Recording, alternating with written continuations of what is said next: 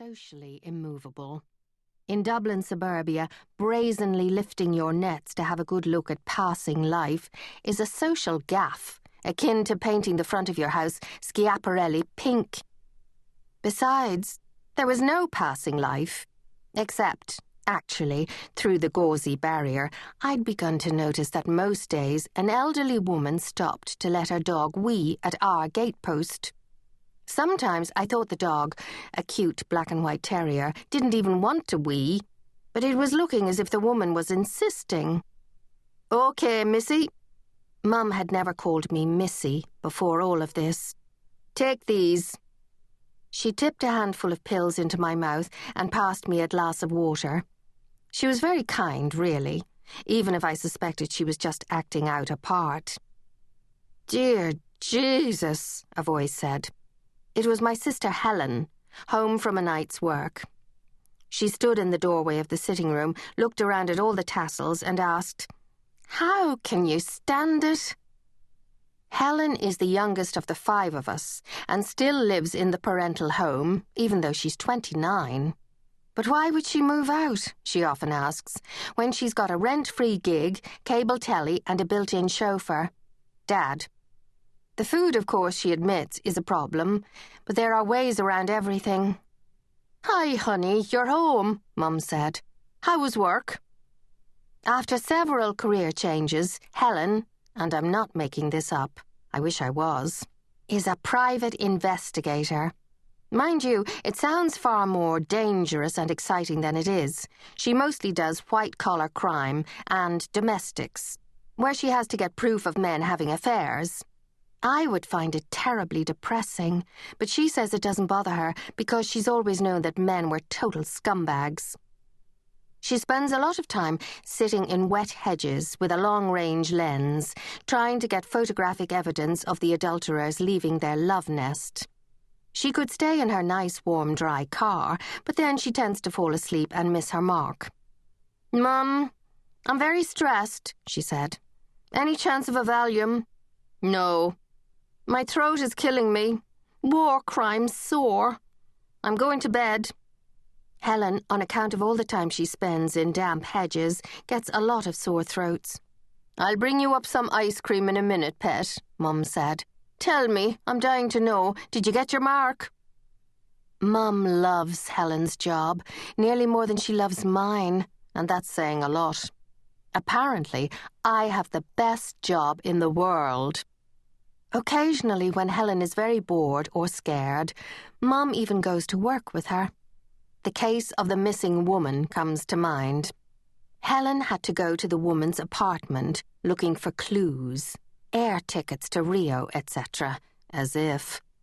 And Mum went along because she loves seeing inside other people's houses. She says it's amazing how dirty people's homes are when they're not expecting visitors. This gives her great relief, making it easier to live in her own less-than-pristine crib. However, because her life had begun to resemble, however briefly, a crime drama, Mum got carried away and tried to break down the locked apartment door by running at it with her shoulder, even though, and I can't stress this enough, Helen had a key. And Mum knew she had it. It had been given to her by the missing woman's sister, and all Mum got for her trouble was a badly mashed shoulder. "It's not like on the telly," she complained afterward, kneading the top of her arm. Then, earlier this year, someone tried to kill Helen. The general consensus was not so much shock that such a dreadful thing would happen as amazement that it hadn't come to pass much sooner. Of course, it wasn't really an attempt on her life. Someone threw a stone through the television room window during an episode of EastEnders, probably just one of the local teenagers expressing his feelings of youthful alienation. But the next thing, Mum was on the phone to everyone saying that someone was trying to put the frighteners on Helen, that they wanted her off the case.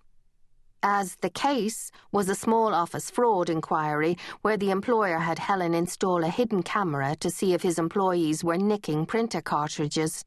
This seemed a little unlikely. But who was I to rain on their parade? And that's what I would have been doing. They're such drama queens, they actually thought this was exciting. Except for Dad. And only because he was the one who had to sweep up all the broken glass and sellotape a plastic bag over the hole until the glazier arrived, approximately 6 months later. I suspect Mum and Helen live in a fantasy world where they think someone's going to come along and turn their lives into a massively successful TV series, in which they will, it goes without saying, play themselves. Yes, I got him. Ding dong. Right, I'm off to bed. Instead, she stretched out on one of the many couches. The man spotted me in the hedge, taking his picture. Mum's hand went to her mouth, the way a person would on telly if they wanted to indicate anxiety. Nothing to worry about, Helen said. We had a little chat. He asked for my phone number. Cackhead, she added with blistering scorn. That's the thing about Helen. She's very beautiful. Men, even those she's spying on for their wives, fall for her. Despite me being 3 years older than her, she and I look extremely similar. We're short, with long dark hair and almost identical faces. Mum sometimes confuses us with each other, especially when she's not wearing her glasses. But unlike me, Helen's got some magic pull. She operates on an entirely unique frequency, which mesmerizes men, perhaps on the same principle of the whistle that only dogs can hear. When men meet the two of us, you can see their confusion. You can actually see them thinking.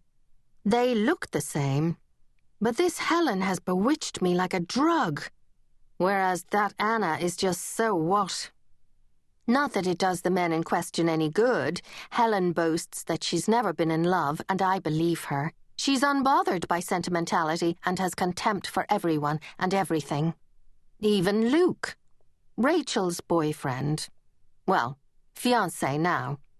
Luke is so dark and sexy and testosterone-y that I dread being alone with him.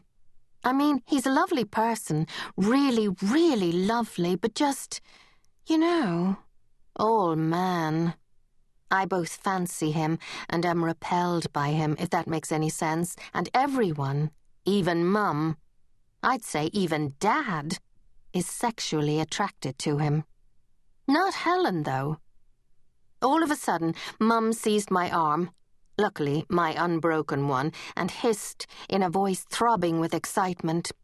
Look, it's jolly girl Angela Kilfeather. With her jolly girl girlfriend. She must be home visiting. Angela Kilfeather was the most exotic creature that ever came out of our road. Well, that's not really true.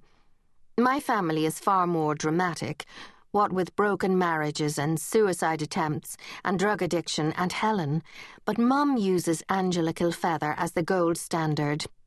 Bad and all as her daughters are, at least they're not lesbians who French kiss their girlfriends beside suburban Leylandi. Helen once worked with an Indian man who mistranslated gays as jolly boys.